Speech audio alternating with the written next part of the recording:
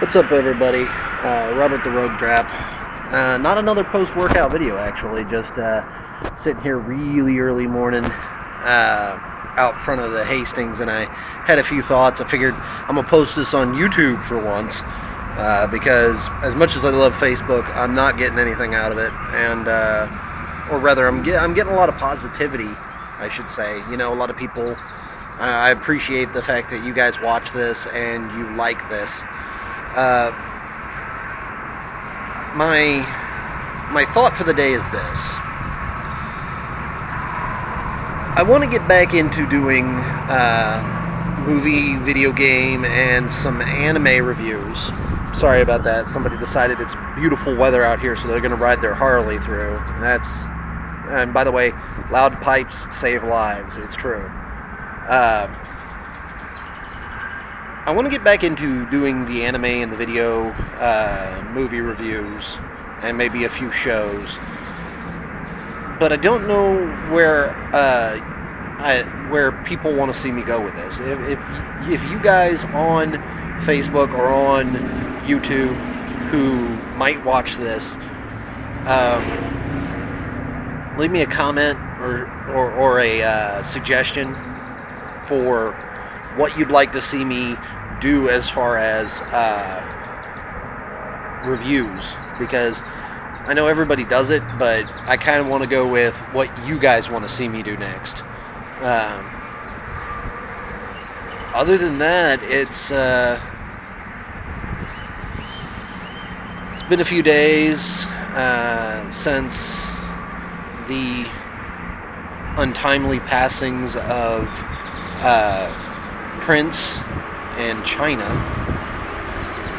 Everybody's talking about it, and I don't think I want to go any different, except to say that I'm kind of on board with a lot of people. I don't want to say, which is to say, it's a monumental loss. It really is. I kind of look at it from this perspective. Prince was 57. My dad was about the same. Is about the same age, I should say. He's put some years out there, and although I may not have been the biggest fan or really a fan of his work, he was an artist, and you got to kind of say, well, it's terribly sad to see somebody like that go. And they will be missed, because I'm sure that there are plenty of people who went out and watched his work, you know, went to the tours, watched his YouTube videos that he put out. I'm sure that made him some money, and that made him happy. As far as China goes, China was only 45. I'm 31.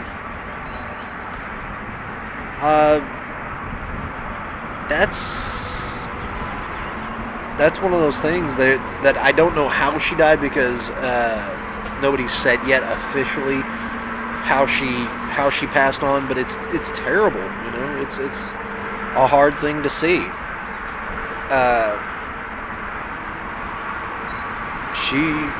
She really kind of, you know, carved the path for a lot of the WWE women's superstars that we see now. Some of the, you know, more dominant ones, it's easy to see that, yeah, they took their wrestling very seriously. They had a lot of technical in-ring skill, and she really did. It was sad to see her go, and yeah, like I said, I put this out on Twitter, as crazy as it is. When I found out, I was like, yeah, she should be just straight in next year, WWE Hall of Fame. Done. Shouldn't be an issue. But no, yeah, it's hard to see things like that happen. You kind of take a look at yourself. You say, well, it's a tragedy how they died, and you want to help as many people as you can get through stuff. So if you guys are having a problem, like you feel that nobody cares, go ahead and blow up my inbox. I will listen to you, and I will do my best to respond, because there should be at least one person. And I think that's kind of what happened to her, because the last thing that I remember in the WWE hearing about her, and God, I want to say it was about 97, 99, early 2000, late 90s, early 2000s. The product, as far as WWE goes, had her in a storyline being romanced by, being outside, my allergies are starting to kick up with the wind. They had her, what was it? She was in a love interest with Eddie Guerrero, rest in peace. And it wasn't a bad storyline. It was maybe a lot less than she could have done. She deserved a little better, in my opinion. But it's not nice when you get dealt a hand like that. But sometimes you just got to do. You got to do the work. You got to put it back in and see if you can get something back out of it. And I really kind of want to say Zack Ryder is the prime example of how to handle yourself when life gives you lemons. Because look at it. He started off in the WWE as just the worst personality. I mean, really just a terrible thing. And they shipped him off. Nobody cared. He goes and forms a fan base through Instagram, Twitter, Facebook, YouTube, and they bring him back. And then WrestleMania, they give him the WWE Intercontinental title, and I honestly felt like he should have it. I mean, the man did a lot of work. He comes back, and even though he's still got all those stupid names attached to his moves, you can change that. It's a scripting thing. You don't have to let that happen, or you can just, alter your moveset a little bit. I mean, we've seen it happen before. It's not easy, but you can do it.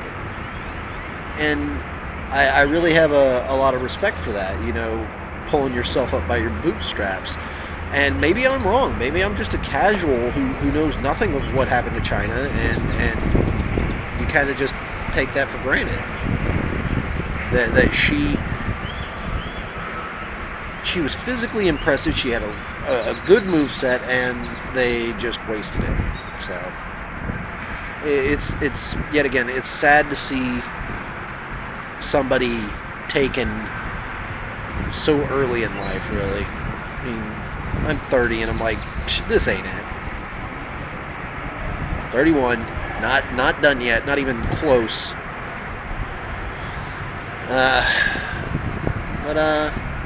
Oh yeah. So please comment, like, whatever you got to do to show, or whatever you feel like doing, rather, to show what you want me to do. Maybe I'll put up a Google poll in the comments here. I don't know. Anyway, later.